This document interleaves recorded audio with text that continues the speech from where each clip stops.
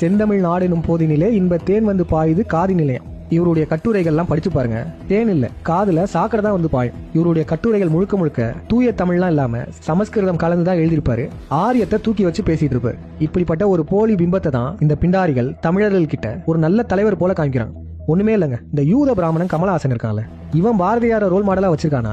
அப்பவே நமக்கு தெரிஞ்சிருக்க வேணாம், தமிழ் பாஷைக்கோ இலக்கணம் முதலாக அகஸ்தியராலும் அவருடைய சிஷ்யராகிய தொல்காப்பியர் என்ற ஆரிய முனிவராலுமே சமைத்து கொடுக்கப்பட்டது என்பதும் மெய்யே. அதனின்று தமிழ் இலக்கணம் பெரும்பாலும் சமஸ்கிருத இலக்கணத்தை அனுசரித்தே சமைக்கப்பட்டிருக்கிறது என்பதும் மெய்யே. சூப்பரா இருக்குல்ல? என்ன சொல்லியிருக்காருன்னா, நம்ம தமிழ் பாஷை அதாவது தமிழ் மொழியை தான் அப்படி சொல்றாரு. இதுக்கு இலக்கணம் வகுத்தவர்கள் அதாவது அகஸ்தியர், அவருடைய சீடர் தொல்காப்பியர், இவங்களாம் ஆரிய முனிவர்களாம். ஆரிய முனிவர்களால தான் தமிழ் பாஷைக்கு இலக்கணம் வகுக்கப்பட்டதாம். அதுக்கப்புறம் என்ன சொல்லியிருக்காருன்னா, சமஸ்கிருத இலக்கணத்தை வச்சுதான் தமிழ் மொழிக்கே இலக்கணம் வகுக்கப்பட்டிருக்கான். இந்த ஒரு கட்டுரை போதாது இவர் யாருன்னு தெரிஞ்சுக்கிறதுக்கு. ஆரியத்தை தூக்கி பிடிச்சோம் தமிழ் மொழி சமஸ்கிருதத்துல இருந்து வந்திருக்குன்னு சொல்லி வச்சிருக்கு. இவர் எழுதின இன்னொரு கட்டுரை பாருங்களேன். நம் முன்னோர்கள் அவர்களை பின்பற்றி நாமும் கூட புண்ணிய பாஷையாக கொண்டாடி வரும் சமஸ்கிருத பாஷை மிகவும் அற்புதமானது. மீண்டும் படிக்கிறேன், சமஸ்கிருத பாஷை மிகவும் அற்புதமானது. அதை தெய்வ பாஷை என்று சொல்வது விளையாட்டன்று.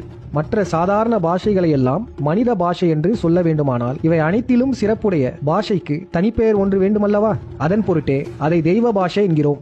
மற்ற பாஷைகள்லாம் மனித பாஷையா, சமஸ்கிருத பாஷை தெய்வ பாஷையாமா. இவருடைய கட்டுரையில இன்னும் ஒன்னே ஒன்று மட்டும் பார்த்துடலாம். இங்கே பாருங்களேன், ஐரோப்பாவிலும் ஆசியாவிலும் பிற இடங்களிலும் காணப்படும் நாகரிகங்களுக்கெல்லாம் முந்தியதும் பெரும்பான்மை மூலாதாரமாக நிற்பது ஆரிய நாகரிகம்.